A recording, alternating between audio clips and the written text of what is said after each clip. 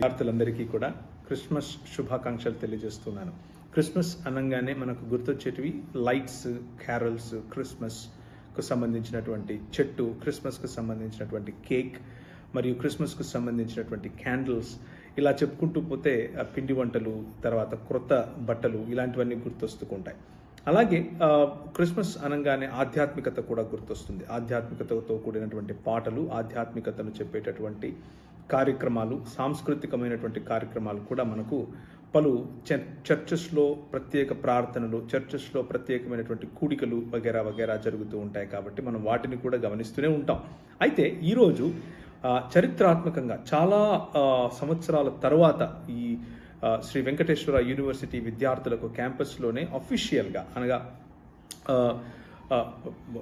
అఫీషియల్గా మీకు ఇవ్వబడినటువంటి ఈ అవకాశాన్ని, క్రిస్మస్ జరుపుకోవడానికి ఇవ్వబడినటువంటి ఈ అవకాశాన్ని పురస్కరించుకుని మీ అందరికీ కూడా ప్రత్యేకమైనటువంటి శుభాకాంక్షలు, ప్రత్యేకమైనటువంటి క్రిస్మస్ శుభాకాంక్షలు, ప్రత్యేకమైనటువంటి న్యూ ఇయర్ శుభాకాంక్షలు తెలియజేస్తూ ఉన్నాను. అయితే మనం మాట్లాడుకుంటున్నటువంటి అన్నీ కూడా ఒక ఎత్తు అయితే, బైబిల్ చెప్పేటటువంటి నిజమైన క్రిస్మస్కు సంబంధించినటువంటి అంశము కూడా ఇంకొక ఎత్తు. దాన్ని నేను మీ ముందుంచే ప్రయత్నం ఈరోజు చేస్తాను. ఆమోస్ గ్రంథంలో 5వ అధ్యాయము 21 నుంచి కనుక మనం చూసినట్లయితే, మీ పండుగలు నేను అసహ్యించుకుంటున్నాను, మీ సంఘ కూడికలు నాకు ఇష్టం లేదు, నాకు దహన బలుల్ని, నైవేద్యాల్ని మీరు అర్పించినా నేను వాటిని అంగీకరించను, సమాధాన బలులుగా మీరు క్రొవ్విన పశువుల్ని అర్పించినా నేను కరుణించను, నా పాటల ధ్వని నా దగ్గర నుండి తొలగించండి, మీ పాటల ధ్వని నా దగ్గర నుండి తొలగించండి, మీ వీణ నాదం నేను వినను, నీళ్లు పారినట్లుగా న్యాయమును జరగనీయండి, ఎండిపోక ఎప్పుడూ పొరలి ప్రవహించే ప్రవాహంలా నీతిని ప్రవహింపచేయండి అంటూ దేవుని వాక్యము అనగా బైబిల్ గ్రంథంలో ఉన్నటువంటి దేవుడు పిలుపునిస్తూ ఉన్నాడు. మన పండుగల కంటే, మన పబ్బాల కంటే మనం చేసుకుంటున్నటువంటి ఉత్సవాలు ఇవన్నీ అవసరం. పండుగ అవసరం, పబ్బాలు అవసరం, అలాగే ఉత్సవం అవసరం, మనుషులందరూ కలవటం అవసరం, సాంస్కృతిక కార్యక్రమాలు అవసరం, మనం చేస్తున్నటువంటి ఆల్ నైట్ ప్రేయర్స్ అవసరం, మనం చేస్తున్నటువంటి భజనలు అవసరం, మనం చేస్తున్నటువంటి క్యారల్స్ అన్నీ అవసరమే. కానీ వాటన్నిటికంటే ఎక్కువ ప్రాధాన్యతను దేవుడు, లేకపోతే బైబిల్లో ఉన్నటువంటి వాక్యము నీళ్లు పారినట్లుగా న్యాయాన్ని జరగనివ్వండి అంటూ న్యాయమునకు, అలాగే ఎండిపోక ఎప్పుడూ ప్రవహించే ప్రవాహంలాగా నీతిని ప్రవహింపచేయండి అంటూ నీతి న్యాయములకు పెద్దపీట వేస్తున్నట్లుగా దేవుని వాక్యం అనగా బైబిల్ మనకు తెలియజేస్తూ ఉంది. అయితే వీటిని అర్థం చేసుకోవటం కోసం 2 కథలతో మూడే మూడు పాయింట్స్ మీ ముందుంచి నేను ముగిస్తాను. అయితే మొదటి కథ, నేను రీసెంట్గా నాకు 2020 మే నెలలో కరోనా సోకింది. కరోనాలో నేను చాలా భయంకరమైనటువంటి నీరసంలోను, భయంకరమైనటువంటి జ్వరంలోను బాధపడుతూ ఉన్నప్పుడు, ఇంకా నా లంగ్స్ పూర్తిగా నా లంగ్స్లోనికి కరోనా యొక్క ప్రభావం వెళ్ళక ముందే నేను, నా భార్య ఇద్దరం మాత్రమే మా ఇంట్లో ఉంటూ, నేను ఒక రూమ్లో, నా భార్య హాల్లో ఉంటూ ఉండగా మేమిద్దరం ఒక రూమ్లో ఉన్నప్పటికీ ఒంటరితనం ఫేస్ చేస్తూ వచ్చాం. అప్పుడు మాకు తట్టినటువంటి సృజనాత్మకమైన ఐడియా ప్రకారంగా మా రూమ్కు అనగా నేను ఎక్కడైతే పడుకుని ఉన్నానో నా బెడ్రూమ్కు అలాగే హాల్కు మధ్యలో ఒక పర్టికులర్ యాంగిల్లో ఒక అద్దాన్ని ఉంచాం. ఒక పెద్ద అద్దాన్ని ఉంచడం కారణం చేత నేను నా భార్యను చూడగలుగుతున్నాను రూమ్లో నుండే, అలాగే నా భార్య హాల్లో నుండి నన్ను కూడా రూమ్లో పడుకుని ఉండగా చూడగలుగుతూ ఉంది. దీన్నే ఇమేజ్ అని పిలుస్తున్నాం, లేకపోతే దీన్నే ప్రతిబింబము అని పిలుస్తున్నాం. ఈ ప్రతిబింబము ఒక సర్టన్ యాంగిల్లో ప్రయాణించి నా భార్యకు రియల్ టైంలో నేనేం చేస్తున్నాను, నా పరిస్థితి ఏంటి చెప్పగలుగుతోంది. అలాగే ఇదే ప్రతిబింబము సర్టెన్ యాంగిల్లో ప్రయాణించి నా భార్య ఏం చేస్తుందో, నా భార్య పరిస్థితి ఎలాగుందో నాకు తెలియజేస్తూ ఉంది. ఎందుకంటే ఇద్దరము ఆ రోజుల్లో పేషెంట్స్గా కరోనా సోకడం కారణంగా ఇద్దరము పేషెంట్స్ అయ్యాం. దీన్నే మనము ద ఇమేజ్ అని పిలుస్తూ ఉన్నాం. ఈ ఇమేజ్ని గురించి కనుక మనం ఆలోచిస్తే, దేవుని వాక్యమైనటువంటి పరిశుద్ధ దేవుని గ్రంథమైన బైబిల్ ఏం చెప్తుంది అని అంటే, ఆదికాండం 1వ అధ్యాయము 25, 26, 27, 28 వచనాలలో దేవుడు మనుషులను ఆయన పోలిక చొప్పున ఆయన స్వరూపంలో చేశాడు. మనుషునికి ఉన్నటువంటి ప్రధానమైన ఉద్దేశం, ప్రధానమైనటువంటి లక్ష్యం ఏమిటి అని అంటే, ఈ సమస్త భూమిని పరిపాలించడం, ఈ సమస్త భూమిని దేవుని యొక్క ప్రతిబింబముగా, దేవుని యొక్క ఇమేజ్గా, దేవుని యొక్క ప్రతినిధిగా ఈ ప్రపంచములను పరిపాలించడం. ప్రపంచము మనలను చూసినప్పుడు దేవుడు కనిపించాలి, దేవుడు మనల్ని చూసినప్పుడు ప్రపంచములలో మనుషుల చేత జరుగుతున్నటువంటి సుపరిపాలన కనిపించాలి. ఇది మనిషికి ఉన్నటువంటి లక్ష్యం, దేవుడు చెప్పినటువంటి లక్ష్యం. మీరు ఫలించండి, అభివృద్ధి చెందండి, విస్తరించండి, భూమిని నిండించండి మరియు దానిని లోబరుచుకోండి, లేకపోతే పాలించండి అన్నది మనిషికి ఇచ్చినటువంటి మ్యాండేట్. ఆ మ్యాండేట్లో మనిషి సృష్టి పైన ఒక తండ్రి హృదయం కలిగి, సృష్టి పైన ఒక కాపరి హృదయం కలిగి, సృష్టి పైన ఒక భర్తకు ఉండేటటువంటి హృదయం కలిగి, సృష్టి పైన ఒక ప్రియుడికి ప్రియులారి పట్ల ఉండేటటువంటి హృదయం కలిగి, సృష్టి పైన కాపరికి తన మంద పైన ఉండేటటువంటి హృదయం కలిగి ఈ సృష్టిని పాలించాలి, ఏలాలి, అందులో క్రమాన్ని విస్తరింపచేయాలి, దానిని సుభిక్షతలోనికి నడిపించాలి, వృద్ధిలోనికి తీసుకొని రావాలి, దానిని సంరక్షించుకోవాలి. ఈ మాటనే ఆదికాండం 2వ అధ్యాయము 15-16 వచనాల్లో దేవుని వాక్యం చెబుతోంది. ఆదామును దేవుడు ఒక తోటలో ఉంచి దానిని కాయుటకును మరియు సంరక్షించుటకును, సేద్యపరచటానికి మరియు కాయటానికి వారిని ఉంచాడు అన్న మాట మనకు కనిపిస్తూ ఉంది. సో మనిషికి ఉన్నటువంటి ప్రధానమైన లక్షణం, లేకపోతే మనిషికి ఉన్నటువంటి ప్రధానమైన బాధ్యతతో కూడినటువంటి ఆశీర్వాదము ఈ భూమండలమును ఈ వాయుమండలము మరియు భూమండలముతో కూడినటువంటి ఎకోసిస్టమ్ను మనము కాపాడుకోవాలి. అది దేవుడు మనకిచ్చినటువంటి ప్రధానమైనటువంటి బాధ్యత. So the responsibility with the blessing that comes to human beings from God is to take care of this world and to be a good steward in this world. ఈ ప్రపంచానికి ఒక మంచి గృహ నిర్వాహకుడిగా ఉండటం మన పని. రెండవ కథ, మొదటి కథ నేను ప్రతిబింబం గురించి చెప్పాను. రెండవ కథ నేను మీకు చెప్తున్నాను. రెండవ కథలో ఒక రాజు ఉన్నాడు. ఆ రాజు ముఖ్యంగా మనకు వెంకటగిరి సంస్థానము మరియు ఇప్పుడున్నటువంటి తమిళనాడు, నెల్లూరు మరియు చిత్తూరు జిల్లాలకు చెందినటువంటి ఈ భూభాగానికి సంబంధించిన ఒక కథ. రాజు ఉన్నాడు, ఆయనకు ఒక తమ్ముడు ఉన్నాడు. రాజు యొక్క కూతురు, రాజుకు కొడుకులు లేరు కాబట్టి కూతురును ఆయన ఉత్తరాధికారిగా ఉంచి ఆయన పని మీద బయటకు వెళ్ళాడు. పని మీద బయటకు వెళితే ఆలోగా తమ్ముడు తనకున్నటువంటి దుర్బుద్ధి చేత ఆ రాజ్యము సంపాదించాలి అన్న ఆలోచనతో రాజు కుమార్తెను ఆయన బందీగా చేసుకున్నాడు. లేనిపోని ఇచ్చకపు మాటలు చెప్పి ఆమెను తన వశం చేసుకుని రాజుకు వ్యతిరేకంగా నువ్వే రాణి అవుతావు అని చెప్పాడు.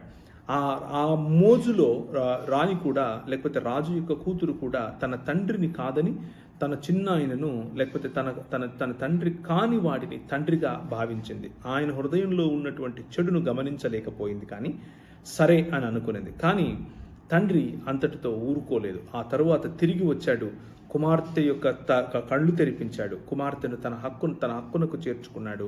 అలాగే ఆ సామ్రాజ్యం మొత్తాన్ని కూడా ఆయన తిరిగి శాసించగలిగాడు. ఇది రెండవ చరిత్రలో జరిగినటువంటి ఘటన. దీన్ని ఒక కథ రూపంలో నేను మీకు చెప్పాను. అయితే ఈ రెండవ కథ కూడా మనం ఈరోజు క్రిస్మస్ యొక్క సందర్భంగా గుర్తు చేసుకోవాలి. అలా మనం ఏ విధంగా అయితే భూమిని పరిపాలించటానికి మానవుడికి దేవుడు హక్కు అధికారం ఇచ్చి దేవుడే రాజుగాను మానవుడు తన యొక్క ప్రతినిధిగాను ఉన్న సమయంలో ఈ లోకంలో ఉన్నటువంటి చెడు, ఈ లోకంలో ఉన్నటువంటి ఈవిల్, ఈ లోకంలో ఉన్నటువంటి దేవుని యొక్క వ్యతిరేకమైనటువంటి పోకడలు మనిషిని నువ్వే దేవుడివి అన్నటువంటి ఆలోచనలో పడవేసినప్పుడు దానినే బైబిల్ గ్రంథం సాతాను అని పిలిచింది. ఆ సాతాను యొక్క ఆలోచన కారణం చేత మనిషి దేవుణ్ణి రాజుగా తిరస్కరించి, దేవుని యొక్క అధికారాన్ని తిరస్కరించి సృష్టిని తనపైన రాజుగా ఎన్నుకున్నాడు.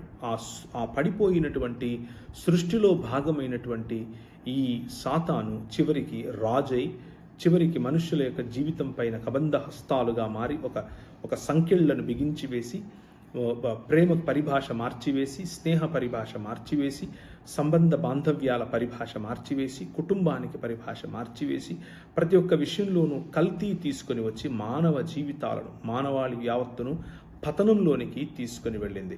ఈ పతనాన్నే మనం ఏమని పిలుస్తున్నాం, బైబిల్ ఏమని పిలుస్తుంది అంటే పాపము అని పిలుస్తూ ఉంది. ఈ రెండు కథల యొక్క సారాంశమే క్రిస్మస్ అన్నటువంటి ఈ పండుగ. ఈ రెండు కథలకు క్రిస్మస్కు ఉన్న సంబంధం ఏమిటి అని గనక మీరు అడిగితే, మొదటిగా దేవుడు మనిషిని దేవుని పోలిక చొప్పున మరియు ఆయన యొక్క స్వరూపంలో చేస్తే, రెండవ కథలో ఉన్నట్లుగా మనిషి ఆ స్వరూపమును కాదని, ఆ పోలికను కాదని సృష్టిని తనపైన రాజుగాను, సృష్టిని తనపైన నాయకుడిగాను, సృష్టిని తన పైన పరిపాలించేవాడుగాను దేవుణ్ణి ధిక్కరించి మరీ ఎన్నుకున్నాడు. దాన్నే పాపము అని దేవుని వాక్యం పిలిచింది. ఆ పాపము కారణంగా మనిషి చచ్చిపోయాడు. చచ్చిపోయిన మనిషిని 2 రోజులైన తరువాత హోషేయ గ్రంథములో 6వ అధ్యాయంలో 1వ వచనంలో చెప్పినట్లుగా యెహోవా మానవాళిని 2 రోజులైన తరువాత తిరిగి లేపుతాడు. 3వ దినాన ఆయన మానవాళిని ఎస్టాబ్లిష్ చేస్తాడు, లేకపోతే స్థిరపరుస్తాడు అన్న వచనం హోషేయ గ్రంథం 6వ అధ్యాయం 1వ వచనంలో మనకు కనిపిస్తుంది. ఈ మాట యేసు అయినటువంటి క్రీస్తుగా పిలువబడినటువంటి యేసు యొక్క జననానికి 600 సంవత్సరాల క్రితమే, 700 సంవత్సరాల క్రితమే యెషయా గ్రంథం, 650-700 సంవత్సరాల క్రితమే మీకా గ్రంథం మరియు ఆమోసు గ్రంథాలలో వీటి గురించినటువంటి భవిష్యవాణి, లేకపోతే వీటి గురించినటువంటి ముందే చెప్పబడినటువంటి మాటలు మనకు కనిపిస్తాయి. ఈ మాటలను నేను మీకు గుర్తు చేస్తున్నాను. యెషయా గ్రంథం యేసుక్రీస్తు పుట్టడానికి 600 పైచిలుకు సంవత్సరాల క్రితమే ఆయన యొక్క రాకడను గురించి, ఆయన ఎందుకు రావాలి, ఆయన వచ్చి ఏం చేయాలి అన్నటువంటి అంశాలను గుర్తు చేస్తూ కొన్ని మాటలు మనకు వినిపిస్తాడు. అదేమిటి అనంటే యెషయా గ్రంథం 61వ అధ్యాయంలో గనక మనం చూసినట్లయితే ఆయన యొక్క రాకడకు మత ప్రాతిపదిక కంటే కూడా మానవాళే నిజమైన ప్రాతిపదికగా మనకు కనిపిస్తుంది. దీనులకు సువర్తమానము ప్రకటించడానికి యెహోవా నన్ను అభిషేకించాడు. ప్రభు అయిన యెహోవా ఆత్మ నా మీద ఉన్నది. నలిగిన హృదయం గల వారిని దృఢపరచటానికి, చెరలో ఉన్న వారిని విడుదలను, బంధింపబడిన వారికి విముక్తిని ప్రకటించటానికి, యెహోవా హితవత్సరాన్ని మన దేవుని ప్రతిదండన రోజును ప్రకటించటానికి, దుఃఖాక్రాంతులందరినీ ఓదార్చటానికి, సియోనులో దుఃఖించే వారికి ఉల్లాస వస్త్రాలు ధరింపచేయటానికి, బూడిదకు ప్రతిగా పూదండను, దుఃఖానికి ప్రతిగా ఆనంద తైలాన్ని, భారభరితమైన ఆత్మకు ప్రతిగా స్తుతి వస్త్రాన్ని వారికి ఇవ్వడానికి ఆయన నన్ను పంపి ఉన్నాడు. యెహోవా తన్ను మహిమపరచుకునేలా నీతి వృక్షాలని యెహోవా నాటిన చెట్లని వారికి పేరు పెట్టబడుతుంది అంటూ మానవాళిని రక్షించడం అంటే ఏమిటి?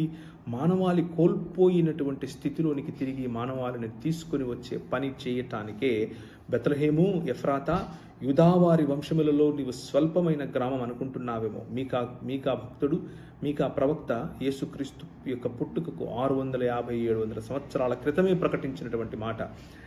ఇశ్రాయేలును ఏలబోవాడు నీలో నుండే పుడతాడు. ఎందుకు పుడతాడు అనంటే స్వయంగా యెషయా ఇక్కడ చెబుతూ ఉన్నాడు. బీదలకు సువర్తమానం ప్రకటించటానికి, దీనులకు సువర్తమానం ప్రకటించటానికి, యెహోవా హితవత్సరాన్ని ప్రకటించటానికి, నలిగిన హృదయములు గల వారిని దృఢపరచటానికి, చెరలో ఉన్న వారిని విడిపించటానికి, యెహోవా ప్రతిదండన. ఏంటా ప్రతిదండన? ఈ ప్రపంచములను ఏలవలసినటువంటి మనము ఈ ప్రపంచములను ఏలే దుర్బుద్ధితో ఏలాలనుకున్నటువంటి వాడికి అధికారాన్ని ఇచ్చాం కాబట్టి వాడికి ప్రతిదండన చేయాలి. కానీ విరిగి నలిగిన హృదయములు కలిగిన వారిని ఆయన తిరిగి తన హక్కునకు చేర్చుకోవాలి. తండ్రి తిరిగి రాజ్యం వైపుకు రావాలి. కుమార్తెను విడిపించుకొని ఇప్పుడున్నటువంటి తమిళనాడు, నెల్లూరు మరియు చిత్తూరు, కడప ప్రాంతానికి చెందిన కొన్ని ప్రాంతాలలో భాగమైనటువంటి ఆ రాజ్యాన్ని తిరిగి ఆయన స్థాపించాలి. ఇది నేను చెప్పినటువంటి కథలో ఉన్నటువంటి ముఖ్య ఉద్దేశం. ఆ ముఖ్య ఉద్దేశమే బైబిల్ గ్రంథంలో మనకు క్రీస్తు పుట్టుకను గురించి మనకు చెప్తుంది. ఇదే మాట 2వ అధ్యాయం లూకాసు వార్త 11వ వచనంలో మనకు కనిపిస్తుంది. 8 వచనం నుంచి 11వ వచనం వరకు కనుక మనం చదివితే లూకాసు వార్తలో దేవుని వాక్యము ఈ విధంగా చెప్తోంది. దావీదు పట్టణమందు నేడు రక్షకుడు మీ కొరకు పుట్టి ఉన్నాడు అన్నటువంటి విషయాన్ని మనకు దేవుని వాక్యం చెబుతుంది. ఇంతకు దావీదు పట్టణం అని ఎందుకు రాయాలి అనంటే ప్రభువైన క్రీస్తు అనే రక్షకుడు దావీదు పట్టణంలో నేడు మీకోసం ఎందుకు జన్మించాలి అనంటే దావీదుకిచ్చినటువంటి వాగ్దానం ఏమిటి అనంటే, నీకిచ్చిన రాజ్యమును నేను తిరిగి స్థాపించబోతున్నాను. ఆ రాజ్యము తరతరములు ఉంటుంది. ఆ రాజ్యములో సుభిక్షత ఉంటుంది. ఆ రాజ్యములో నదుల అనుసంధానం అవుతాయి. ఆ రాజ్యములో పశుపక్షాదులు సుభిక్షంగా ఉంటాయి. ఆ రాజ్యములో ప్రపంచమంతా కూడా ఆ రాజ్యము వైపుకు చుట్టూ తిరుగుతుంది. ఆ రాజ్యములో దేవుని యొక్క పాలనను ప్రజలు చూస్తారు, ప్రభువులు చూస్తారు. భూరాజులు వారి మహిమలు మోసుకొని ఆ రాజ్యంలోనికి ప్రవేశించడానికి ప్రయత్నం చేస్తారు. ఈ మాటలన్నీ కూడా యేసు యొక్క పుట్టడానికి ముందు కొన్ని వందల సంవత్సరాల క్రితమే మనకు కనిపించబడ్డాయి. కాబట్టి 3 విషయాలు నేను చెప్తాను అని అన్నాను. క్రీస్తు పుట్టుక ప్రవక్తలు ప్రకటించినటువంటి ఆ ప్రవచనాలకు సారాంశమైనటువంటి క్రీస్తు పుట్టుక, రాజుల గ్రంథములో ఉన్నటువంటి రాజ్యానికి సారాంశమైనటువంటి ఆ క్రీస్తు పుట్టుక, అలాగే మానవాళికి కావలసినటువంటి ఒక దీపస్తంభము లాంటి ఆ క్రీస్తు పుట్టుక, మానవుడు కోల్పోయినటువంటి జీవాన్ని తిరిగి ఇవ్వటానికి వచ్చినటువంటి ఆ క్రీస్తు పుట్టుక, దీని వెనక ఉన్నటువంటి ప్రధానమైనటువంటి లక్ష్యాన్ని గనక మనం జ్ఞాపకం చేసుకుంటే, యేసుక్రీస్తు యొక్క పుట్టుకను గురించి మాట్లాడటానికి మొట్టమొదటిగా క్రీస్తు జయంతి అన్నది దేవుని రాజ్య స్థాపనకు నాంది అని చెప్తున్నాను. యేసు రాజుగా వచ్చాడు. యేసు క్రీస్తు అనంటే అభిషిక్తుడైన ప్రభువు, పరిపాలన చేయటానికి, ప్రభుత్వము చేయటానికి, హృదయాలను ఏలటానికి, ఈ ప్రపంచములో తిరిగి బాంబులు కురిపించి కత్తులతోనో కటార్లతోనో వయలెన్స్తోనో ప్రజలను సబ్జుగేట్ చేయటానికి కాదు, కానీ పై వస్త్రమును విప్పి అవతలి వారిని తండ్రిలాగా పాలించటానికి, ప్రియుడి వలె పాలించటానికి, భర్త వలె పాలించటానికి, పోషించటానికి, అలాగే తండ్రి వలె కావలసినటువంటి సదుపాయములు ఇవ్వటానికి, అలాగే మానవులకు కావలసినటువంటి అన్ని వనరులను సమకూర్చి ఒక సుభిక్షమైనటువంటి ప్రామిస్డ్ ల్యాండ్, ఒక సుభిక్షమైనటువంటి వాగ్దాన భూమిని మనకి ఇవ్వటానికి ప్రభువైన యేసుక్రీస్తు ఈ లోకంలోనికి అరుదించాడు. మొట్టమొదటిగా దేవుని రాజ్య స్థాపనకు ఆయన వచ్చాడు. గగనాన్ని చీల్చుకొని నువ్వు రావాలి అని దేవుని వాక్యం చెబుతోంది. కీర్తనల గ్రంథం 144 అధ్యాయం 5వ వచనంలో ఆయన గగనాన్ని చీల్చుకొని ఆయన ఏలాలి అని చెబుతోంది. ఆ మాటను సంపూర్ణం చేస్తూ గగనాన్ని చీల్చుకొని వచ్చినటువంటి ప్రభువైన యేసుక్రీస్తు యొక్క ఆ ఆనవాళ్లను గొల్లలకు, జ్ఞానులకు, మరియమ్మకు, యోసేపుకు, ఇలా ప్రతి ఒక్కరికి చూపించి మీ కొరకు ప్రభువు పుట్టాడు, మీకు ప్రభువు పుట్టాడు అని ప్రకటించమని చెప్పారు. దాన్ని సువార్తమానము అని అంటారు, లేకపోతే సువార్త అని అంటారు. రాజు వేంచేస్తున్నాడు అని చెప్పాలి, రాజు వేంచేశాడు అని చెప్పాలి. రాజు వేంచేశాడు కాబట్టే ఈ శుభదినం దానిని క్రిస్మస్ అని పిలుస్తున్నారు. కానీ ఈ రాజు కత్తులు పట్టడు సుమా, ఈ రాజు బాంబులు వేయడు సుమా, ఈ రాజు వైలెన్స్ వాడడు సుమా, కానీ ఈ రాజు అవతలి వారిని అన్యాయముగా తీర్పు తీర్చడు సుమా, ఈ రాజు మీ పన్నులు దోచుకునేవాడు కాదు సుమా, ఈ రాజు ఏదో మిమ్మల్ని మెప్పించటానికి లేకపోతే కొందరిని మెప్పించటానికి చేసేటటువంటి పనులు చేసేవాడు కాదు సుమా. అందరికీ కావలసినటువంటి సుభిక్షతను తీసుకుని రావటం ఈ రాజుకున్నటువంటి ప్రధానమైనటువంటి లక్షణం. దాన్నే మనం మీకా గ్రంథం 5:2లో చూసాం, యెషయా గ్రంథం 9:6లో చూస్తాం.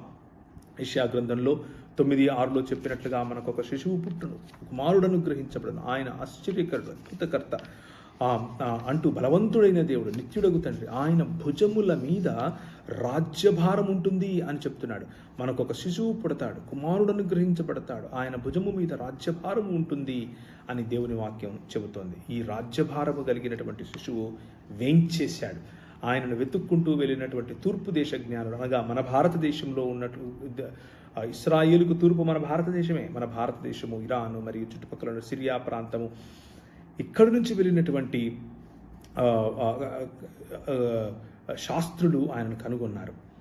అది మన యేసుక్రీస్తు యొక్క పుట్టుక వెనుకున్నటువంటి ప్రధానమైనటువంటి లక్ష్యం. మొదటిగా దేవుని రాజ్య స్థాపన, లేకపోతే దేవుని రాజ్యమునకు నాంది. రెండవదిగా నూతన మానవత్వానికి పునాది.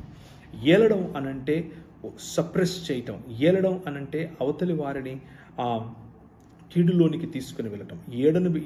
ఏలటం అనంటే నాకు కావలసింది తీసుకుని అవతలి వాడిది కూడా గుంజుకోవటం. ఏలటం అనంటే అవతలి వాడి హక్కులు కాల రాయటం అన్నటువంటి సమాజంలో బ్రతికే మనం ఏలిక, పాలన చేయడం, పరిపాలించడం అనగానే మనకి ఇలాంటి ఆలోచనలే గుర్తొస్తాయి. కానీ ఏలటం అంటే యెషయా గ్రంథం 16వ అధ్యాయం 5లో చెప్పినట్లుగా నా రాజు ఏలుతున్నాడు అనంటే ఎలా ఏలుతున్నాడు అనంటే మానవులకు మానవుడిగా ఆయన జన్మించి మానవుల యొక్క హక్కులు, మానవులకు కావలసిన అధికారాలు, మానవులకు కావలసినటువంటి సుభిక్షత, మానవులకు ఉండవలసినటువంటి తెలివి, మానవులు ఎదగాల్సినటువంటి దేవుని యొక్క మరియు మనుషుల యొక్క దయయందు ఏ విధంగా ఉండాలి, ఇవన్నీ కూడా ఒక మారల్ స్టాండర్డ్లో ఒక నిజమైనటువంటి మనుష్యుడిగా మారుతూ మన బలహీనతలలో ఆయన పాలు పంపులు పొందుకుంటూ, నాయకత్వం అనంటే, పాలకత్వం అనంటే సేవకత్వమే అని చెప్పాడు. రెండవ మాట పాలించటం అనంటే సేవించటం అని చెప్పటమే క్రిస్మస్. మొదటిది రాజ్య స్థాపనకు నాంది, రెండవది నూతన మానవత్వానికి పునాది. నూతన మానవత్వం, చనిపోయినటువంటి మానవత్వం, చచ్చిపోయినటువంటి మానవత్వం. మన దేశాన్ని గనక మనం గమనిస్తే మనము భయంకరమైనటువంటి పరిస్థితిలో ఉన్నటువంటి మన దేశ ఒకానొక సమయంలో ముఖ్యంగా బడుగు బలహీన వర్గాల వారు ఉన్నటువంటి పరిస్థితిని కనుక మనం గమనిస్తే ఏ విధంగా క్రైస్తవ సముదాయం లేకపోతే ఏ విధంగా అంచెలంచెలుగా దేవుని రాజ్యం ఈ భూభాగం పైన కూడా విస్తరించింది. మొట్టమొదటిసారిగా ఇంగ్లీష్ ఎడ్యుకేషన్ యాక్ట్ 1835లో ఈ నూతన మానవాళి కోసం నూతన మానవ మనుగడ కోసం ఈ భారతదేశంలో ప్రవేశపెట్టబడింది. 1833లో చిన్నపిల్లలను చంపటం అనేది తప్పు అన్నటువంటి చట్టం మనం తీసుకుని వచ్చాం. అలాగే 1833లో నాన్ డిస్క్రిమినేషన్ అనే చట్టం తీసుకుని వచ్చాం. 1835లో కూర్చునేందుకు శూద్రులకు హక్కును కల్పించాం. 1830లో హ్యూమన్ సాక్రిఫైస్ అనగా మానవ బలులు జరగకూడదు అని మనం చెప్పాం. 1891లో చైల్డ్ మ్యారేజ్ అబాలిషన్ తీసుకుని వచ్చాం. 1988లో ఆంధ్ర జోగిని యాక్ట్ తీసుకుని వచ్చాం. 1795లో ఆస్తి హక్కు శూద్రునికి ఇచ్చాం.